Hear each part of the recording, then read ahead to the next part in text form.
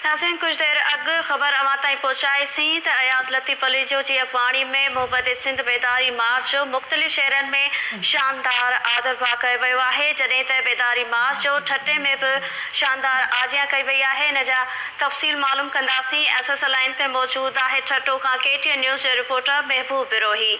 जी महबूब, छा तफ़सील आहिनि?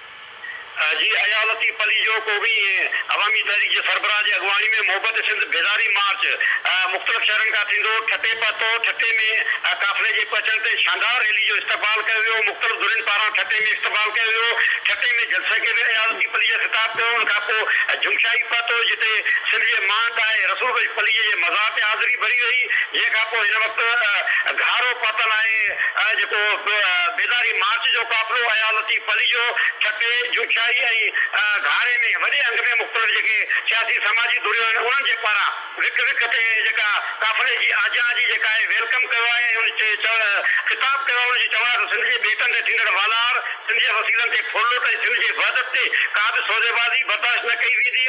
ऐं मौजूदा हुक्मरान आहिनि, ख़ासि तौर ते इमरान ख़ान खे उहो मुख़ातिब थींदे चयो आहे त ॿेटनि ते जेका आहे कब्ज़ो करणु चाहे थो, पर हुनखे ॿेटनि ते कब्ज़ो करणु न ॾिनो वेंदो। ऐं तब्दीली जे नाले ते जेका मुल्क में जेका सूरताल ख़राब कई वई आहे, ख़ासि तौर ते जेका मुआशी बदहाली वारी सूरताल पैदा थी आहे सिंध में। हिन वक़्तु जेका सूरताल वधीक ख़राब बणाई वई आहे। सिंध जा हिकु तरफ़ ॿेट जेका आहिनि उहे कब्ज़े हेठां था पिया वञनि, ॿिए तरफ़ कारूंजर ते कब्ज़े जूं कोशिशूं थी रहियूं आहिनि। हुक्मरान जेके आहिनि होश खां कमु वठनि ऐं सिंध जा माण्हू हाणे सिंध खे हू जेको आहे ॾिसी रहियो आहे त सिंध ॿी सिंध नज़र अचे पई। सिंध जा माण्हू मज़ामत ते निकिरी आया आहिनि। सिंध हमेशह मज़ामतनि खे मोह ॾिनो आहे। हिन भेरे बि सॼी सिंध जा माण्हू जेके आहिनि हिकु प्लेटफॉर्म ते मुतद आहिनि ऐं मुख़्तलिफ़ धुरियूं जेके आहिनि हिन मामले ते गॾु आहिनि। तंहिं करे तोस वारी जेका वॾी महिरबानी। नाज़रीन, ठटो खां महबूब बिरोही असांखे तफ़सील ॾिना आहिनि मार्च जे हवाले सां।